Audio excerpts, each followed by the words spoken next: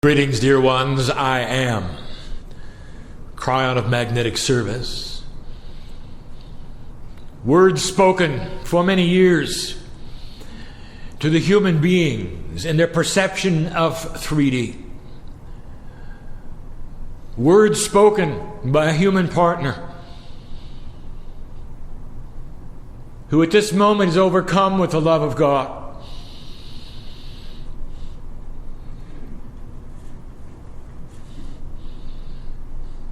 It is the promise that I have given to humanity that for as long as there will be ears to listen, I will be here to teach. And that I am uncomfortable teaching those who know already. It is only because of the veil and the duality that I bring these things forward, things that when I touch upon them will resound within you. For there is no guruship represented here. There is no prophet speaking to you here. There is a family member who, when you are not in this place called earth, is your best friend. For we have made this journey, dear ones, together so often. I am known as the support group for you. And you know who I am. And when you make the transition, and yet again, I would seemingly meet you on the other side of the veil yet again. And I would say, welcome home, brother, sister, welcome home. Job well done. And we would touch each other energetically as a human would hug a human, and we would reach out and entwine the energy one with another in this embrace.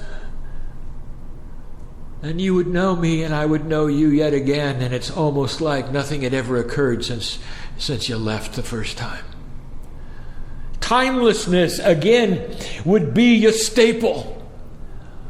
The interdimensional persona of light that you are, and the peace of God that you are, would come flowing back in. And you would then immediately start preparing the energy for yet another run at earth. Even if you think it's your last time, it isn't. I know this because I know the rest of the intelligence that you're not allowed to have as you sit in the chairs. I live with it. What you would call the higher self, I live with it. It is part of me and part of you. We are connected in ways that you cannot even imagine. This is not a higher source speaking to you. It is the source. It is you with you through a voice of a human being and a process that is not new called channeling. The entourage is different. Each time we come in, it speaks of the energy of you. No matter what the teaching is this day, no matter what is going to be said this day, there's an energy of reunion that I invite you to feel during these moments. It goes way beyond the teaching. It's me with you. It's the God source. It's part of your DNA starting to resound with sitting in the energy. Some of you are going to feel different. You'll know this is real. I tell you, dear human beings, there are those of you who would say, is this a human talking? Is this real? God, show me a sign. I'll give you the sign. Here's the sign. You sit there in belief and wait. You'll be touched. Your heart will start to resound. There will be parts of your body that may vibrate. You may find it difficult with your shoulders to move them, or with your knees or your feet, because we're sitting upon you. A pressure is upon you. I'm telling you, this is a private thing. Each to his own, each in his own way. But the love of God is thick. It always has been. It is what has pressed those prophets into the earth when they stood before the angels of spirit. It is what has made it difficult to breathe when the interdimensional energy is so thick when God speaks to men and women.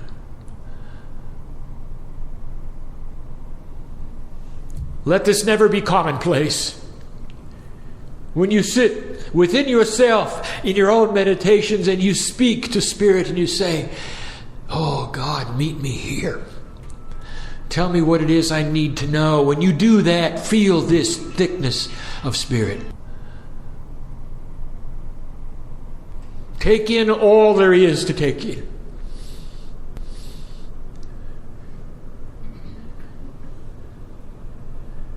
There's such a shift that is possible, human being. We invite you to dip into that veil in a way perhaps you never have before. Ask for the belief that you need. Feel the love of God in your life. Speak in ways you've never spoken. Is it casual for you? Well, if it is, you're not doing it right. Let these things resound with you so that you weep with the joy of the experience. And no matter what is happening in your life, no matter what it is in 3D, let you say, "It is well with my soul. For I've gone and transcended beyond the troubles of earth. And I sit in a sacred place that is my place. It is the God place while I'm alive as a human being." Let that rotate around you. I say these things because of what we teach next. I haven't enough metaphors, and yet I'll pull many out to give you what human beings need to know about seers, psychics, readers, and those prophets who would go beyond the veil and give you the future. I am not in a vacuum. I am Kryon. Indeed, I am aware of your earthly time. I know what has transpired. I know this is the new year, of course. The year of the 9, and we'll speak of that in just a moment. What does it mean? What's going to happen, you say? Oh, Kryon, I've come today because I want to hear from the lips of the channeler what's going to happen. 2007, 2008, beyond. I'm also aware these are the first channeling words that my partner has spoken in this energy that you call 2007. Unique, therefore, this meeting would be the first one of the year that Kryon speaks to. And yet I have to warn you about this. The human being still does not know what he asks for when he wants to know the future. It lays upon you in a biased fashion because you only see a linear strip of time and you want to know what's going to happen on that linear strip of time. Not only that, you're not willing to hear certain potentials. Not all of you. But I'm going to give you an example of what humanity often does to the prophet, to the psychic. When it goes to them and asks, well, tell me what's going to happen in the future. And they sit there in anticipation. Here's the first metaphor of the day among many. Let me give it to you. There is a woman who goes to the doctor. And she says to the doctor, something's wrong with me. I don't feel well. I need you to tell me what it is that's wrong with me. And the doctor says, that's fine, give me your symptoms. She does. I don't have the energy I used to. I'm gaining weight. I don't want to. I feel funny. There's something wrong with me, doctor. Tell me what it is. And he says, fine, we'll do the tests. And she comes back later. And he says, well, I've got some good news for you. And she says, I don't want good news. I want to know what's wrong with me. I got something wrong with me. If you can't tell me, I'll get another doctor. And he says, I've got some things to tell you maybe you don't expect. And she says, if you can't tell me what's wrong with me, I'm leaving. And she leaves. Sitting on his desk is the piece of paper that shows that she's pregnant. And that is the same human spirit, God bless her, born into a situation of 3 dimension where she is biased on what she thinks she's going to receive in a message. Because if she feels odd, then it's got to be bad news, isn't it? If she's gaining weight, it's got to be bad news. She's the one, by the way, who will then birth the child. And when the child comes out in all of its glory, she'll look at it and she'll say to it, you're what's wrong with me. And the karma will be established between them, and on it will go, and on it will go. So, human being, I say to you that when you come to a place where the future is going to be discussed, what is the bias that you carry? Do you have the ability to understand what is being given? Will you give leeway and slack to those who go beyond the veil and come back and give you information? And would you understand it if they did? It's linear, you know. Your future, your past, your present, all you see is the strip, the road, one road. Kryon, tell us the future, they say. And then if this channel doesn't give you the same message as another channel, you'll say, well, which one shall I believe? They both were channels, weren't they? What do you do about that? All right, I have another story for you. There once was a village. Next to this village, over the hill, an ocean. Now the villagers respected the ocean.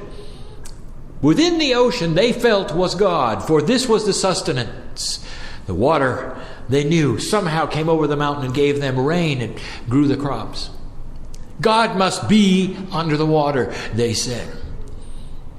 In this village there were no lakes, there were no streams. The only thing they had ever seen, very barely, was that sacred thing called the ocean. It was over the hills. They didn't dare touch it because God was in the ocean, you see. And so along the way they sent the highest and best holy man they had, and they said, we need you to go to the ocean. We need you actually to dip your body as far under the water as you can. And then tell us what God looks like. We need to know what is God. He was very afraid. He thought perhaps when he touched that body of water, he'd vaporize. He'd never been in water, such as the things were on this special village.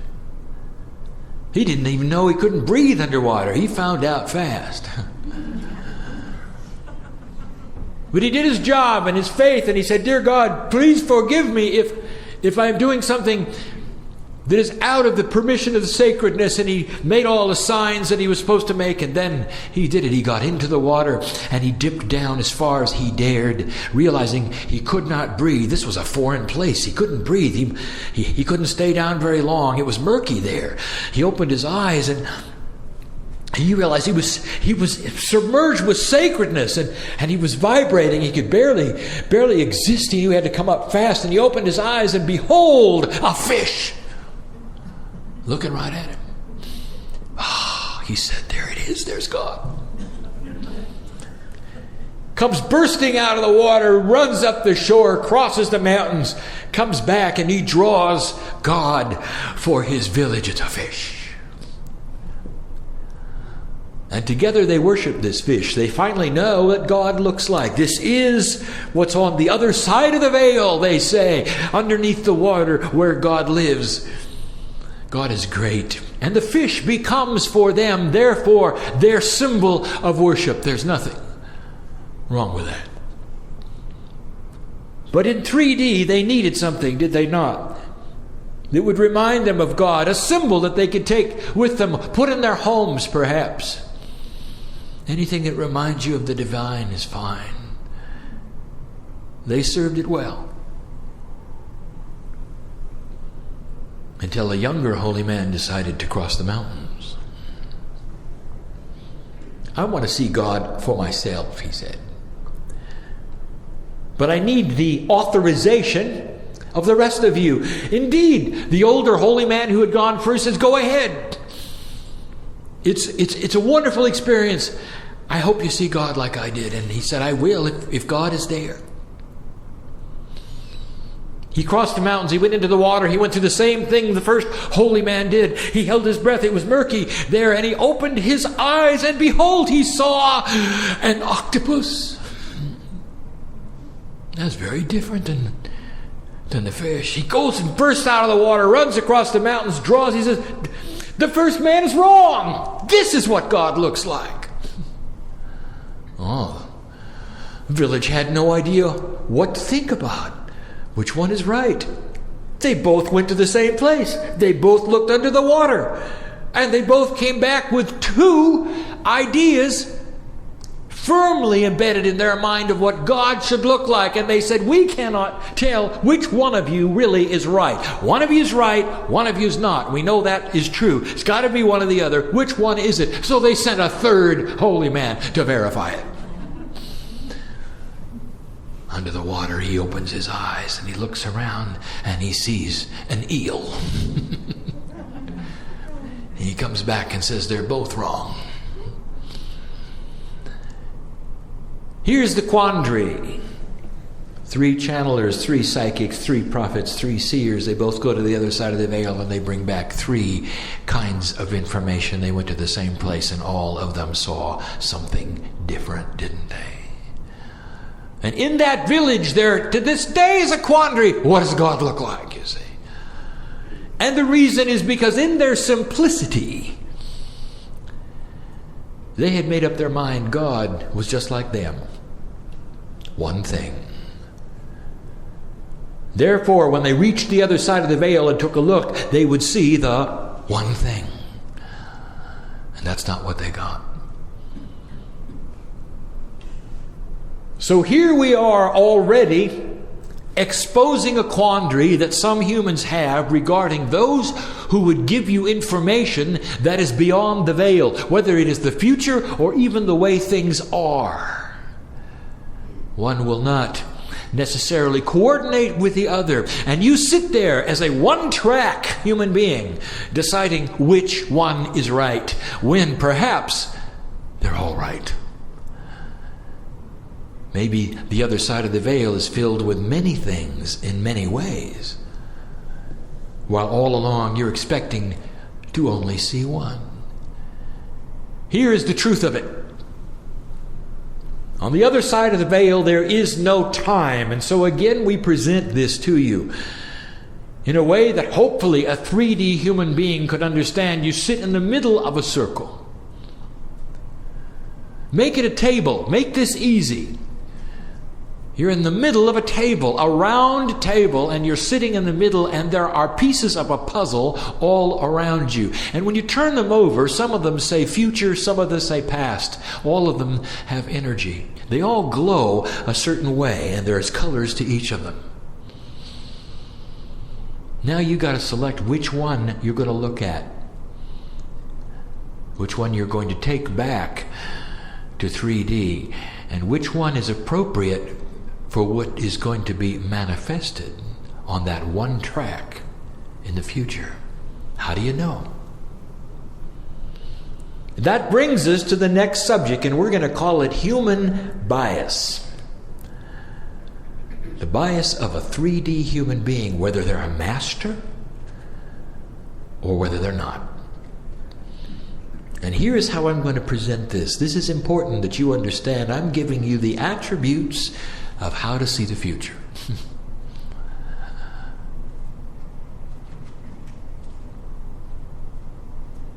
Here is the human being who goes beyond the veil. He is not a master. In fact, he's very, very young and inexperienced at this. Oh, he could go there. And he could spend time there, and he could even see clearly. The new tools of this new energy have given him that ability, and so there he is. And he's looking around. And he sees the freeway of life before him. The cars whiz by. The metaphor here is this is life on earth, and he is immediately attracted to the 15-car pileup.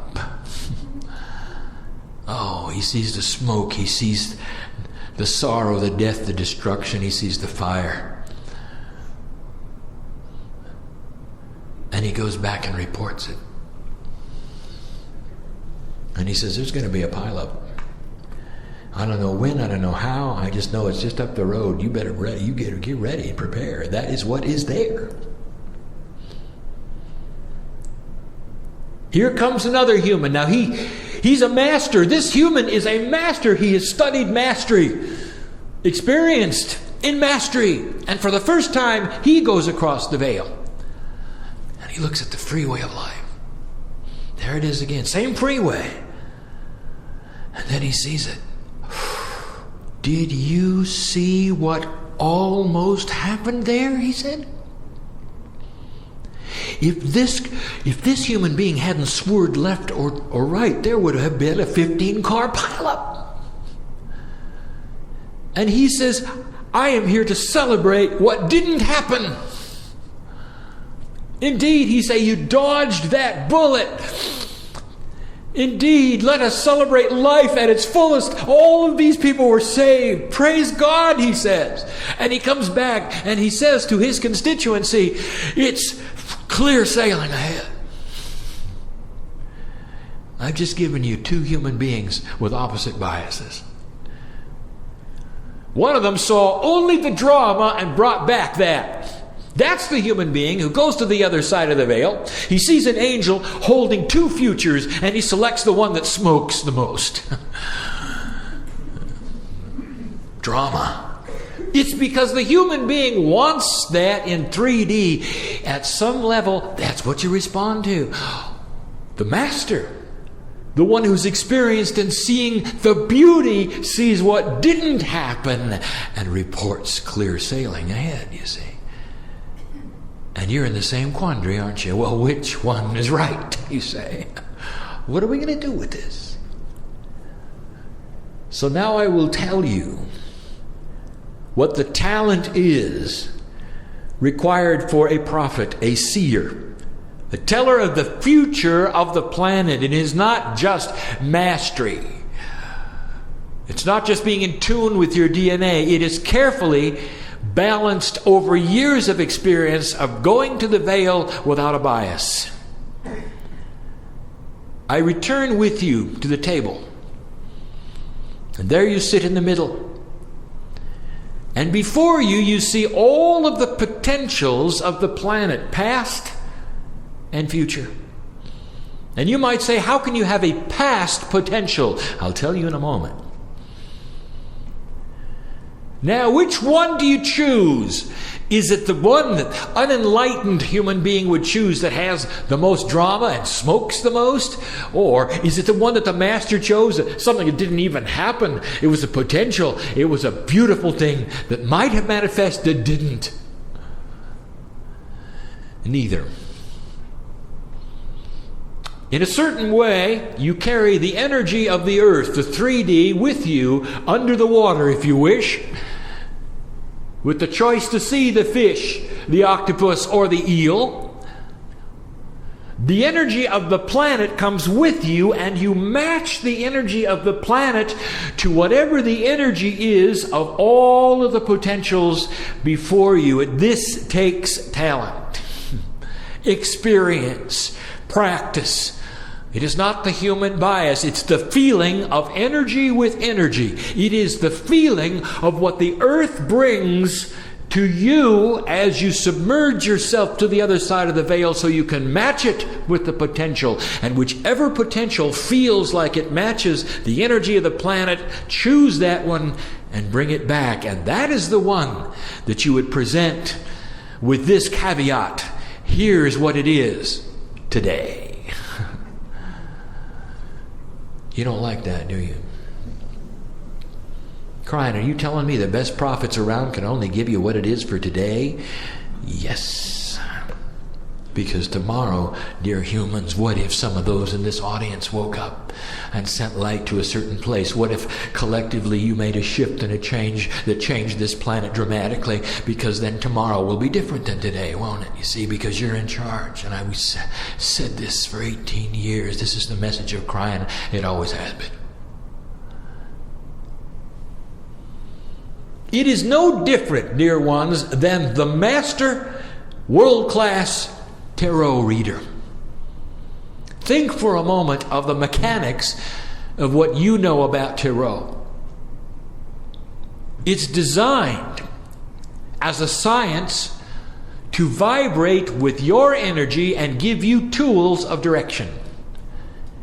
Even though the tarot reader may be the only one to touch the cards, you are sitting in front of him. It is your energy that is on the cards, whether you touch them or not, because the intelligence that is cosmic knows who you are, that you're there for direction, and uses his talent to sense your energy then to put the spread upon the table. It may seem random to you, it is not. And what then becomes what you would call the tarot spread is reflection of your energy. And it tells you about your potential for that day, for the future. It is no different. Simple, is it not? And yet difficult for 3D. Then we come to the concepts. Celebrating things that didn't happen. Oh, I'll give you the example. I want you to really listen carefully. For there are those in this room who are old enough to relate to what I'm going to tell you. 1945. 1989. Almost a half a century. You were on your way to the Armageddon, you know, an old energy, an old path, an old potential. Those were the days of the Cold War. And you faced off with two powerful countries, and one was the Soviet Union, who had taken over many other countries, who had built arsenals unto itself, who had a different philosophy, and who was at war in a cold fashion with this country of where I speak right now. And those of you who survived that Cold War will remember the resources that were put into it. The fear that was put into it, the spies, the trickery, the death. Remember? Seemingly, two countries faced off with equal power. And then one of them shot a rocket into space. Obviously, it was ahead. Great fear. The missiles were bigger. Great fear. Oh, the resources that you put in to staving off that. Think about that. And the reason I talk to you about this is because this was the beginning of the buildup of what would become the Armageddon, as prophesied in Scripture, as given by the priest Nostradamus. He saw it. Many saw it. Even the indigenous, some of them prophesied about what was going to take place in the year 2000 to 2001. When you had the harmonic convergence, you collectively decided that this would not happen on the planet. This was humans deciding at a spiritual level that something almost a half a century old involving two huge powerful countries would be dissolved. And within 2 years after the harmonic convergence, after you had made the decision, the Soviet Union fell over all by itself. It fell over because of the consciousness of the Russian people who would no longer support it, by those who had given their energy, who said no more, no longer. The unthinkable. No prophet gave you that information because it was unthinkable. It was out of 3D. If somebody had told you that, would you laugh at them? Would you have told them they were crazy? It was, in your lifetime, the biggest thing that ever happened. Now, almost a half a century of trouble and fear and worry erased. Okay, where is your monument? Shouldn't the earth got together at that point and built something? Shouldn't you have had long lines of appreciation, perhaps? The Armageddon that did not happen. The country that took control and solved the unsolvable. If you were not alive then, you don't know about the unsolvable. Called the evil empire, unsolvable, fell over all by itself almost overnight. Where's your monument? And you're saying, well, there isn't one. And I'll tell you why. Because human beings, you'll build monuments to the ends of wars and massive death and destruction. But when it comes to the things that didn't happen, you're moot. And you don't see them in the same way as the things that did. And so, dear ones, I am telling you that this is an adjustment you're going to have to make in your perception.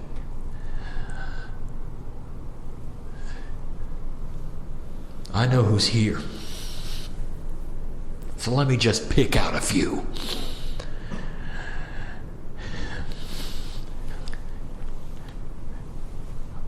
About the traffic accident that you should have died in. You know who I'm talking to. How often do you celebrate the fact that you're still here?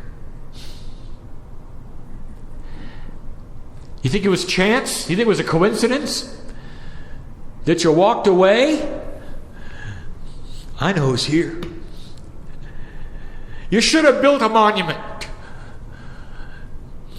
And you should every day say thank you that I had made decisions in my life that changed the Akash. I want to tell you, dear human being, that there is no set time for your demise. Not one of you. Not known unto God. Only you know when you're going to check out. Only you know when it's over. That's how much control you have in your life. And I even mean to the degree you might say, well, I've got a disease. I didn't have anything to do with that. Oh, yes, you did. And you have all things to do with it, getting rid of it too. All the divinity in you, all the choices of life and death, they're all there, dear human being. Get used to this. You're in control, you always were, but in mastery, in this new energy, it's there for the taking. So, dear ones, are you going to celebrate the things that didn't happen? There are more than 20. There are more than 20 in this room who had one set of death circumstances when they arrived on this planet. Not predestination, predisposition. When you may have checked out because of what you had planned for yourself when you got here, that you circumvented because what you found while you were here changed it. Did you build a monument? Do you even know when it was? Some of you do. Some of you have had dreams about it. Some of you have narrowly escaped it, and you know when those times were, and you say, oh, I'm sure I'm glad I got through that. It's more than that. You should have built a monument. Now you're talking about the future, and you want this entity to channel for you what's going to happen. And I'm telling you, you've even circumvented your own death. Potentials exist for all of you to remain a very long time on this planet, because we are in this situation collectively, all of us, on the other side of the veil and this side of the veil, where your light is going to mean something so grand in this future of yours? Have you celebrated the things that didn't happen? Have you celebrated the diseases that you didn't catch? The places that were not toxic? The criminals who never got to you? The houses that were never robbed? I am telling you that this lays in front of your table. Should have built a monument. That's what the future is and is not. Filled with potentials of what you would call positive and negative. And then we speak of the most difficult one of all. How can you change the past with what you do today? Well, in a linear 3D ribbon of road that you call past, present, and future, you can't. But in an interdimensional now, you do every day. Hard to have a metaphor of this one, but I've got one. I gave it to my partner even earlier. Consider for a moment you are an author and you have written about many characters. You've developed their lives on paper. Maybe there's 12, 13, maybe more. And as a literalist and one who writes stories, you write about these, and that's the extent of it. Your shelves are filled with books about people and their lives. That wouldn't be uncommon, that wouldn't be unusual. Now let's say, from a greater place, a higher place of wisdom, you become a grand novelist. And suddenly, those 12 people interact together. In fact, they interact in a way that creates a hero, a story, and a victory. And it becomes still another novel.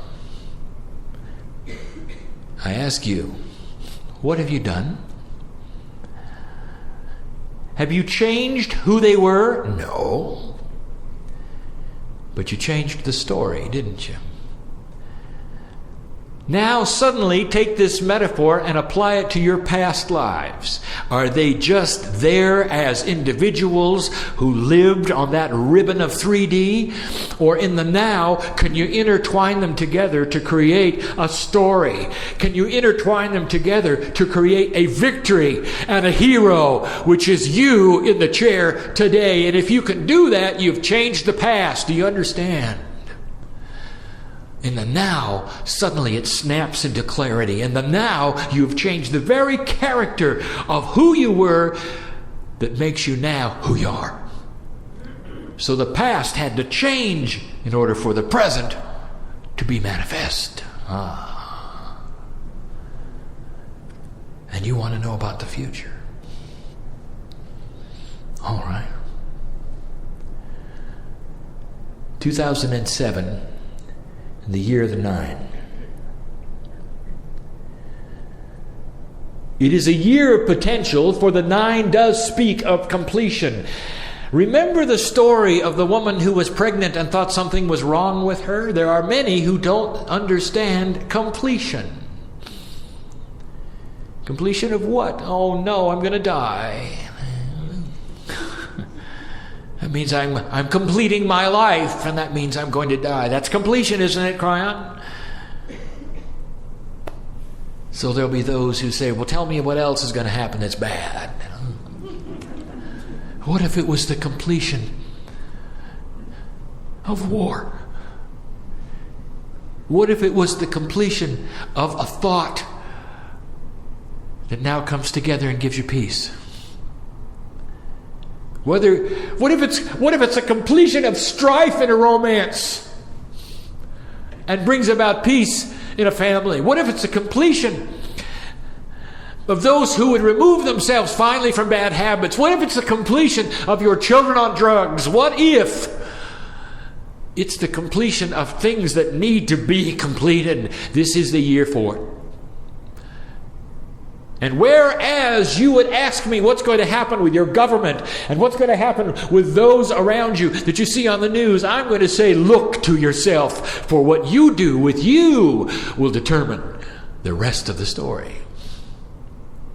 What needs to be completed? This is the year for it. The numerology will give you the energy tools. They lay upon you as a posturing of help. 2007. Then what happens when you get a 9 with a 9? September 2007. Kryon, is anything going to happen in September of 2007? Not today.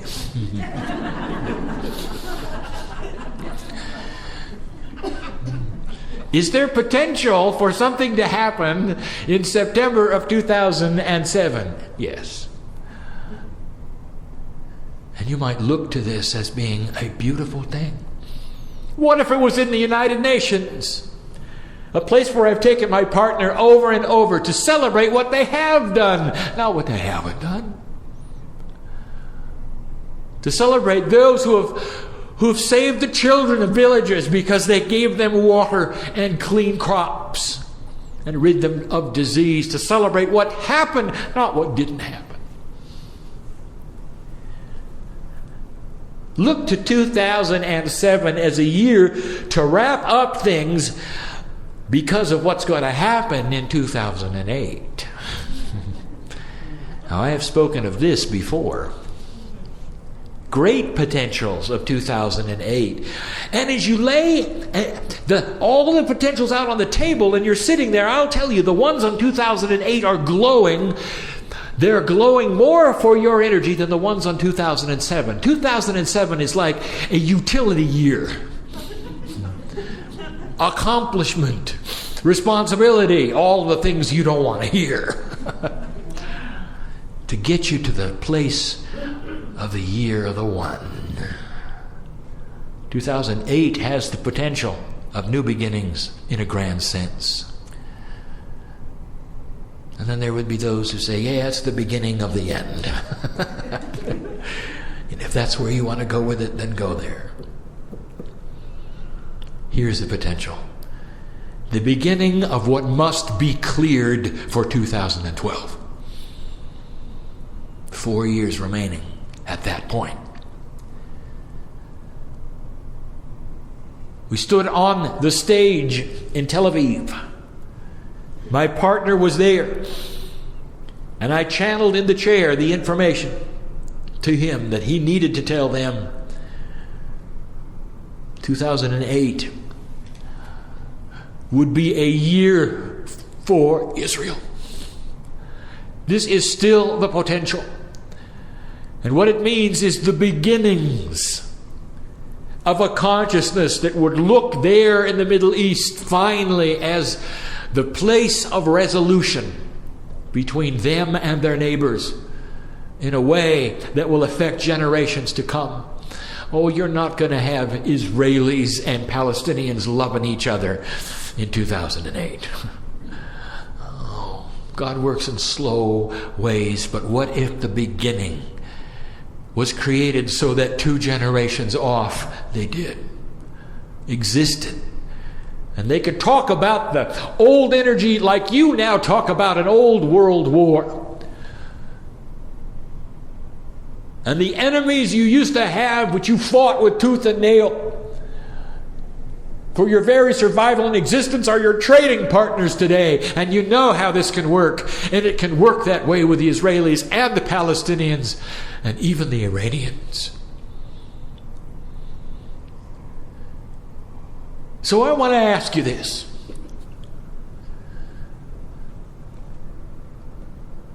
If you were of the generation of the Cold War, what did you think could not possibly happen? Because it happened, didn't it?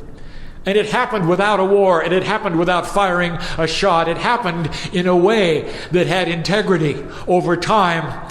that was destined to be because your consciousness shifted. And I'm telling you, that is the promise of 2008, if it is in the energy of light that you will create from now to then. So what if 2007 becomes the completion of old habits and the renewal of ones that will put you into a new paradigm on the planet? How many minutes a day do you send light to other places on this planet? You don't have a schedule? A schedule should be right next to that monument you built for things that didn't happen. Why do you think you're still here? Maybe you ought to reevaluate things. And if you're going to do that, I want you to reevaluate how much you are loved by this universe. The other side of the veil doesn't contain a fish, or octopus, or an eel. The other side of the veil is your family, who loves you dearly and knows who you are. And you're working with that family to rearrange the energies of this planet. In this very room, we have those of you who send light daily, working with the indigenous, working with the wisdom of the planet, working with the healing energies, with the crystals. We know who you are. Beautiful. And for those of you who are not, would you? Can you give us 2 minutes a day? If you can. And if all of you did it, oh, the power. Oh, the power. That's the message. That's the message. It's the message of Kryon will never change. You've come for a reason. You've changed the future of the planet. Now get to it. Because you're the ones. Listener, I want to include you right now. Out of time and place, it seems. You're on my table. I see you. I see you perched there. I see you listening to this message. You are all things to this planet. Your 2 ears as you hear this message, as important as those who sit in front of me in what I call my now. But I see you too. Let this message resound and go to literally thousands who will give us 2 minutes. Less than 1/2 of 1% of this earth has to awaken and do these things for you to have peace in the generations to come. For you, your children, your grandchildren, is it worth it? That's what consciousness can do. You've seen it. Things that didn't happen. Is it time to celebrate them and say, it is well with my soul? Bless those here, bless those hearing. And so it is.